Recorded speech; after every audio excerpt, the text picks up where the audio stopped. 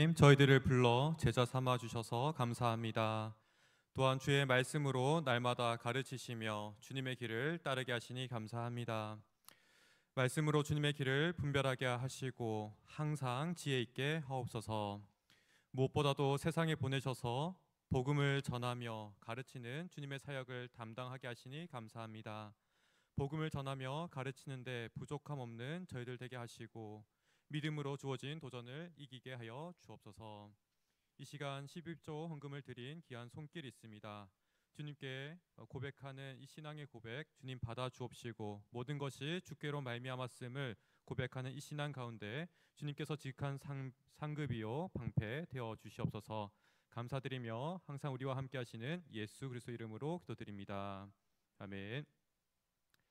오늘 함께 보실 말씀은 마태복음 14장 22절부터 33절의 말씀입니다. 신약성경 24페이지에 있습니다.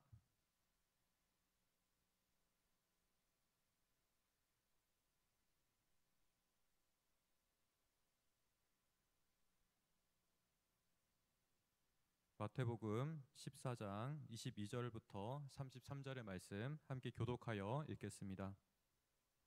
예수께서 즉시 제자들을 재촉하사 자기가 무리를 보내는 동안에 배를 타고 앞서 건너편으로 가게 하시고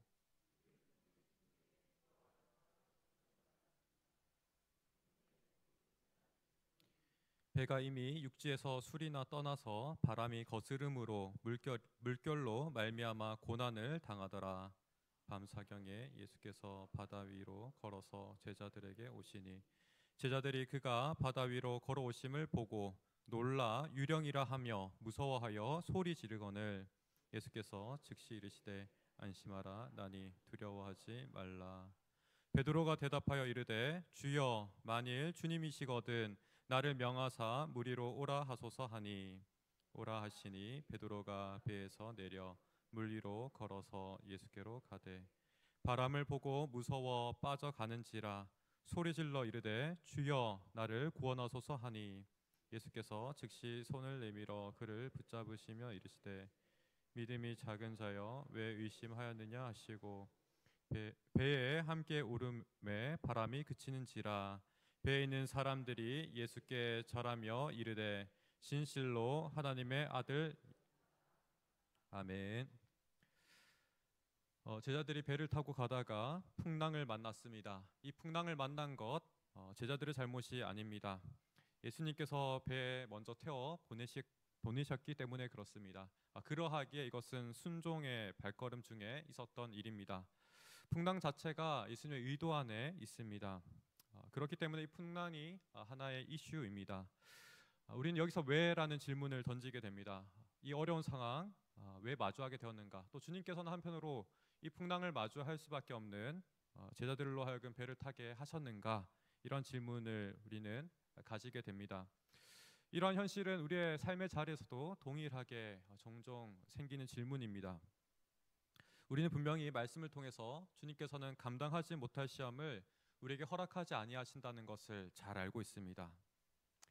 그런데 우리는 종종 그 가운데 힘듭니다. 이게 감당할 수 있는 시험인가? 우리는 질문하기도 합니다.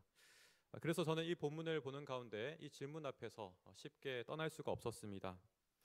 이 질문의 시작은 22절에서부터 시작합니다. 즉시라는 중요한 키워드가 있습니다. 제자들을 재촉하여서 배를 타고 앞서 건너가게 하셨습니다. 이 즉시는 22절에서 처음 시작하지만 같은 이 본문 가운데 두 번이나 더 총 3번 언급합니다. 이 즉시라는 것은 예수님께서 당장의 개입이 필요한 그 상황을 이야기합니다. 본문의 새로운 시작이 아니기도 합니다. 즉시라는 것은 어떤 상황 가운데 주님께서 개입하시는 것이기 때문에 어떠한 반응이라고 우리가 이해할 수 있습니다. 그렇기 때문에 앞선 사건을 우리가 다시금 주목합니다. 앞선 사건이 어떤 사건이 있습니까? 바로 오병이어 사건입니다. 떡 5개와 물고기 2마리를 통해서 예수님께서 성인 남자만 5천 명이 되는 수많은 사람들을 먹이신 사건입니다. 이 사건으로 말미암아 우리는 복음서 다른 부분, 특히 요한복음을 통해서 예수님의 인기가 하늘을 치솟듯이 솟았다는 것을 압니다. 왕으로 삼으려고 했던 것입니다. 그런데 바로 이러한 대중들의 인식이 제자들에게는 해로운 것이었습니다. 예수님께서는 제자들이 무엇보다도 중요하셨고 그들을 부르시고 가르치시고 보내시는 이 사역이 가장 중요했기 때문에 이러한 대중의 해로운 인식으로부터 분리하는 것이 또한 중요했습니다. 그래서 22절에 즉시로 예수님께서는 개입하십니다.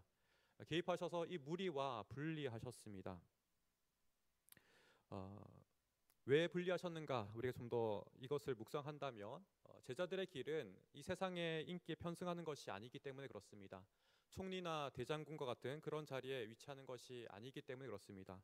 주님의 보좌에 우편과 좌편을 요구하는 것이 아니기 때문에 그렇습니다. 물리적인 권세를 의지하는 것이 아니라 오히려 십자가의 길, 또 주님의 길을 따르는 것이 제자의 길입니다. 우리는 참 분별하기 어렵습니다. 저 또한 사역을 하지만 그 사역의 자리 가운데 사람들이 관심 있는 것들이 무엇인지 눈여겨보며 그것에 치중할 때가 얼마나 많은지 돌아봅니다. 그러하기 때문에 우리는 잘 분별해야 하겠습니다. 사람들의 흥미, 인기 이것도 중요하겠지만 그것보다도 주님께서 진정으로 원하신 길이 항상 무엇인지 잘 분별할 수 있는 우리 모두가 되기를 소망합니다. 이런 의도 속에서 주님께서는 풍랑을 만나게 하셨다. 우리 이렇게 이해할 수 있습니다.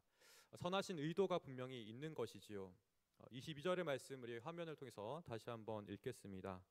함께 읽습니다. 예수께서 즉시 제자들을 재촉하사 자기가 무리를 보내시는 동안에 배를 타고 앞서 건너편으로 가게 하시고, 예수님께서 의도적으로 먼저 무리와 단절시키셨습니다. 또한 예수님께서는 이 제자들과 함께 가지 않으시고 예수님 또한 제자들과 분리하셨습니다. 예수님께서는 뒤따라 가셨나? 우리 이렇게 또 돌아보게 되는데요. 그렇지 않습니다. 무리들을 먼저 홀로 보내시는 가운데 다 보내시고 또 제자들도 보내신 다음에 23절을 우리가 이어서 보면 산에 올라가셨습니다. 우리 함께 23절 말씀 읽겠습니다. 무리를 보내신 후에 기도하러 따로 산에 올라가시니라. 저물매 거기 혼자 계시더니, 제자들을 급히 뒤따라 가야겠다 이런 생각이 전혀 없으셨습니다. 이러한 예수님의 태도를 통해서 우리는 한편으로는 예수님의 의도가 무엇인지 헤아려 봅니다. 제자들의 독립심을 기르시기 위해서 이렇게 하셨나? 이런 질문이 생기기도 하고요. 스스로 도전하는 것이 참 중요한 것인가? 이런 생각을 하게 되기도 합니다. 오병이어 사건에서도 이러한 예수님의 모습을 또한 발견할 수 있습니다. 15절의 말씀입니다. 이곳은 빈들이요 때도 이미 저물었으니 무리를 보내어 마을에 들어가 먹을 것을 사 먹게 하소서. 제자들이 이러한 문제의식을 가지고 있었습니다. 수많은 굶주린 무리들이 예수님 앞에 있었고 이들을 먹이는 것, 이들을 안전하게 돌려보내는 것이 과제였습니다. 이 과제 앞에서 제자들은 똑똑하게 상황을 분석했고 현실적인 대안을 제시하였습니다. 그런데 예수님께서는 이 가운데 어떻게 대답하십니까? 16절의 말씀입니다. 갈 것 없다. 너희가 먹을 것을 주라. 이와 같이 말씀하십니다. 수많은 대중들 앞에서 제자들이 가지고 있는 그 자원의 한계는 물고기 2마리와 떡 5개였습니다. 오병이었습니다. 이것을 통해서 수많은 무리들을 먹이는 것은 결코 가능한 일이 아니었습니다. 이와 같이 배를 띄워서 그들로 하여금 이 바다를 건너게 하는 것 가능한 것처럼 보이지만 그 가운데 풍랑을 만났기 때문에 이 또한 가능한 문제가 아니었습니다. 그러하기 때문에 오병이어 사건과 배를 타고 건너가는 이 두 사건이 사실상 닮았습니다. 제자들이 세운 목표가 아니라 주님께서 말씀하셨고 주님께서 목표로 세우신 목표였습니다. 이 문제에 있어서 그들의 능력으로 해결할 수 없었습니다. 떡 5개와 물고기 2마리로 수많은 사람들을 먹이는 것, 이 한 문제와 또 다른 문제는 풍랑 가운데 이것을 헤치고서 건너가는 두 가지의 어려운 문제가 있었습니다. 차이점이 있다라는 것은 바다를 건너는 그것이 이 제자들에게 처음 시도에서는 익숙하고 자신 있는 영역이라는 부분입니다. 가령 그들이 배를 타고 가는 것은 12명의 구성원이었을 텐데요. 그 중에 4명은 어부였습니다. 확실하게 어부였습니다. 그렇기 때문에 그들은 사실 택시 운전사가 서울에서 대전 가는 것처럼 그만큼이나 쉬운 일이었을 것입니다. 해질녘에 출발했다면 6시, 7시 정도 되었겠죠. 늦어도 10시쯤에는 도착할 그런 부분이었습니다. 여기 계신 분들이 한편으로는 밤에 노를 저어서 이렇게 배 타고 가는 것 참 어렵지 않겠느냐 이렇게 질문하실지도 모르겠습니다. 그렇지만 그들은 어부였고 항상 밤에 그렇게 배를 타고 갔습니다. 아, 그래서 한편 그들의 생각에서는 이것만큼은 내가 예수님보다 더 잘할 수 있겠다라고 생각했을 만한 그런 부분이었습니다. 그런데 반전은 무엇입니까? 24절에서 그들이 육지에서 술이나 떠났을 때 바람이 거스름으로 물결로 말미암아 고난을 당하더라. 예상하지 못한 큰 바람을 만났습니다. 돌풍입니다.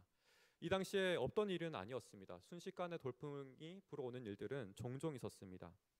우리가 복음서 이 말고도 다른 부분을 읽게 되면 예수님께서 함께 배를 타시다가 풍랑을 만나는 사건 또한 있습니다. 그러니 이 돌풍은 전혀 없던 일은 아니었습니다. 그럼에도 불구하고 이들은 날씨를 잘 예측했을 것이고 또한 돌풍을 만났을 때 어떻게 대비하는 것 또한 잘 알고 있었을 것입니다. 돌풍을 대응해서 항해술 또한 충분하게 익혔을 그런 사람으로 우리가 이해할 수 있습니다. 이럴 수도 있지. 돌풍을 만날 수도 있지. 만났더라도 우리가 최선을 다하면 우리가 극복할 수 있지.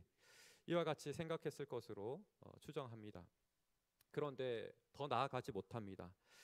갈릴리 바다 한가운데서 그들은 갇혔습니다. 돌풍 가운데 갇히고 말았습니다. 시간이 하염없이 흘렀고 그들의 힘 또한 이제 다 빠져버렸습니다. 한계 지점에 도달한 것이죠. 바로 이 시점이 언제인가 25절에서 설명하고 있습니다.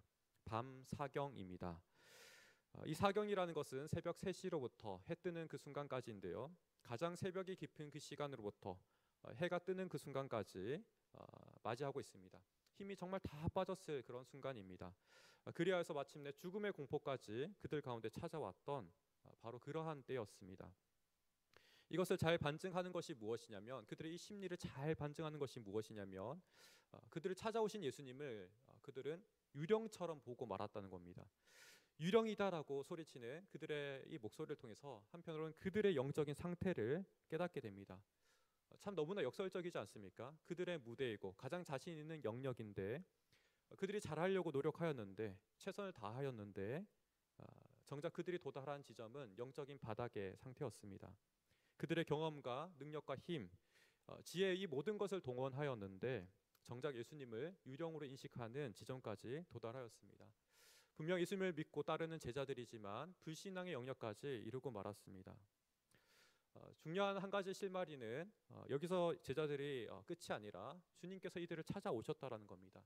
주님께서 바로 이 자리 가운데 자비하심으로 다가오셨다라는 겁니다.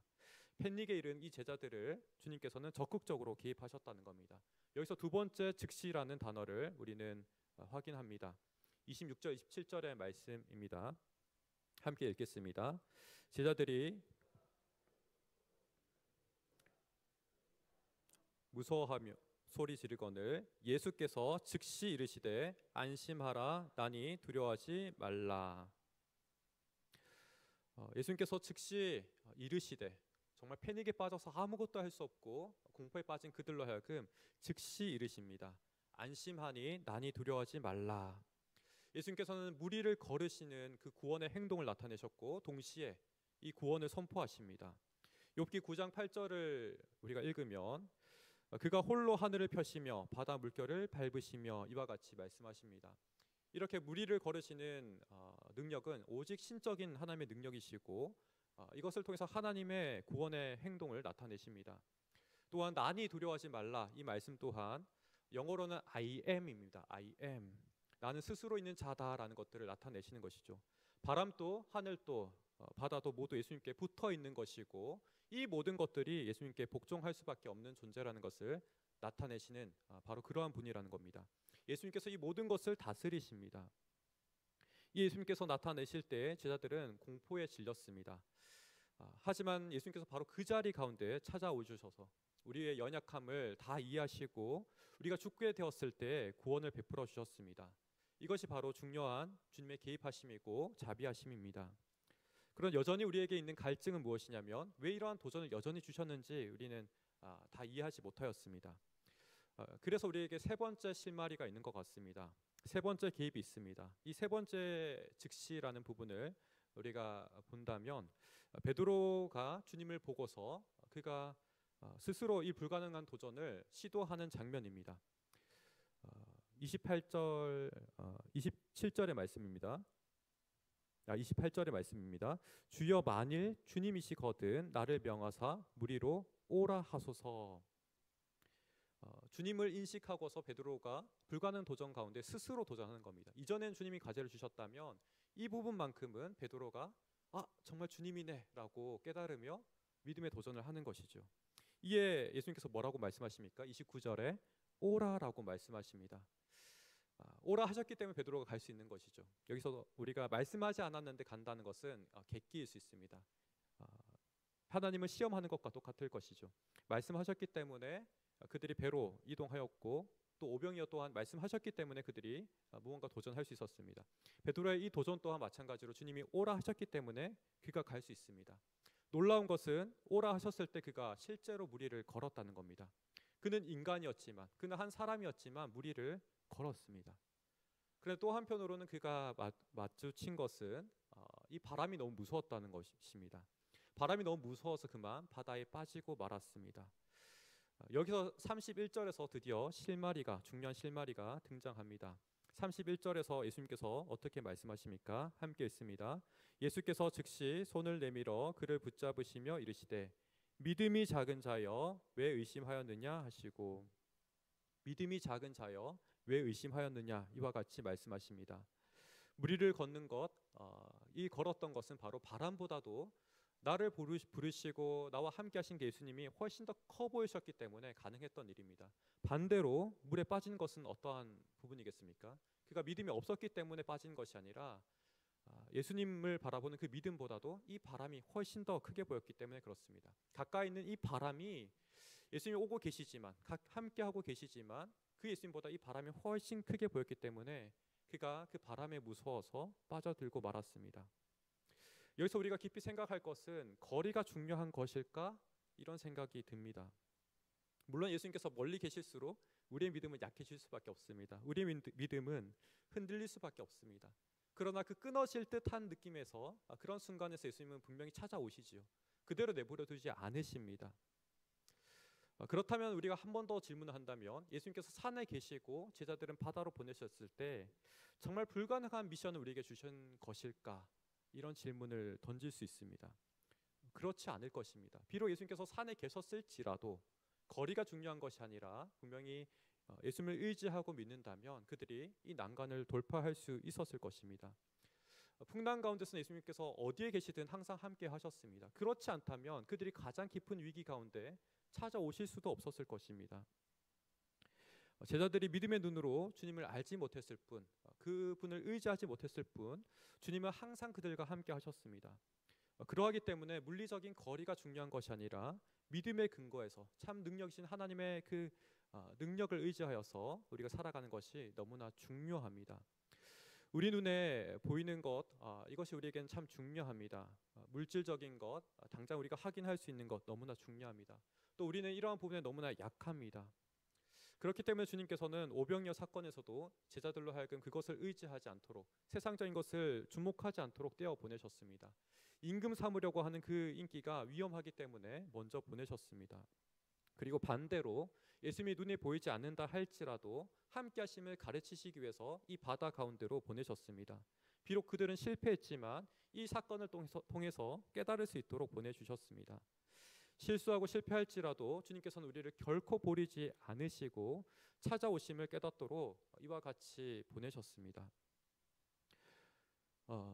제자들의 힘으로 물론 해결할 수 없습니다. 우리가 오병이어와 같이 연관지어서 이 부분들을 해석한다면 그들에게는 떡 5개와 2마리의 물고기가 자신들의 한계임을 내어놓았습니다.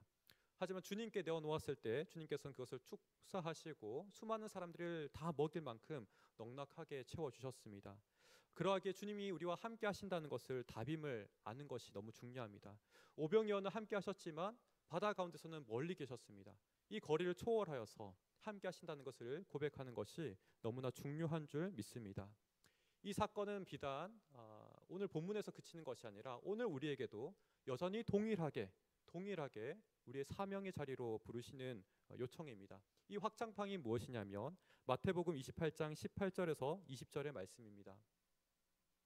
우리 화면을 통해서 한번 한번 읽겠습니다. 하늘과 땅의 모든 권세를 내게 주셨으니 볼지어다 내가 세상 끝날까지 너희와 항상 함께 있으리라. 주님의 약속이지요. 또 한편 사명 또한 있습니다. 사명의 부분은 제가 읽어드리겠습니다. 너희는 가서 모든 민족을 제자로 삼아 아버지와 아들과 성령의 이름으로 세례를 베풀고 내가 너에게 분부한 모든 것을 가르쳐 지키게 하라. 이것이 사명입니다. 하지만 이 사명을 그냥 주시는 것이 아니라 물리적으로 주님이 우리와 멀리 떨어져 계시지만 항상 함께 하신다는 그 약속을 주시며 이 사명을 주셨습니다. 제자들 또한 마찬가지죠. 강 건너편으로, 바다 건너편으로 건너가라라는 사명을 주셨지만 그냥 그 사명을 주신 게 아니라 항상 함께 하시는 그 주님을 나타내시기를 원하셨습니다. 그러하기에 산에 계실지라도 또 지금 하늘 우편 보좌에 계실지라도 우리가 믿음으로 항상 우리와 함께 하시는 주님을 바라볼 수 있기를 간절히 소망합니다. 주님의 말씀을 의지하여서 풍랑을 건널 수 있는 것, 또 그러할 때 주님께서 함께 하시는 그 믿음 안에서 모든 것을, 모든 바람을 그치게 하심을 우리가 또한 믿음으로 보기 원합니다. 또 고백하는 그 자리 가운데 주님 반드시 함께 하셔서 세상 끝날까지 우리의 모든 믿음의 도전을 이기게 하실 줄 믿습니다. 이 주님을 의지하여서 우리가 말씀을 기억하고 또 함께 기도하기를 원합니다. 먼저 두 가지의 기도 제목을 놓고 우리 같이 기도하겠습니다. 우리의 연약할 때 우리의 믿음의 눈을 여시기 원하는 그 주님을 우리가 믿음으로 바라보기 원합니다. 참 우리는 연약하여서 현실만 바라보기 쉽습니다. 그 자리 가운데, 이 자리 가운데 주님 계시지 않는다라고 원망하고 죽음의 공포를 느낄 때도 얼마나 많습니까? 하지만 주님께서는 우리의 눈을 열어주셔서 함께하고 계시다라고 보게 하시기 원합니다. 그러하기에 우리가 믿음의 눈을 열어서 주님을 바라보기 원합니다. 또한 한편으로는 우리의 능력과 힘과 경험을 의지하는 것이 아니라 겸손히 우리를 고백하며 나가기 원합니다. 주님, 내가 가진 것은 참 부족하지만 연약하지만 주님을 의지합니다. 나와 함께하여 주옵소서. 그리하여서 믿음으로 이 순간을 이기게 하여 주옵소서. 우리와 같이 고백하기 원합니다. 겸손히 고백하는 그 믿음 가운데 함께 하심을 우리가 믿고 나가기 원합니다. 같이 주님 기억하며 같이 기도하겠습니다.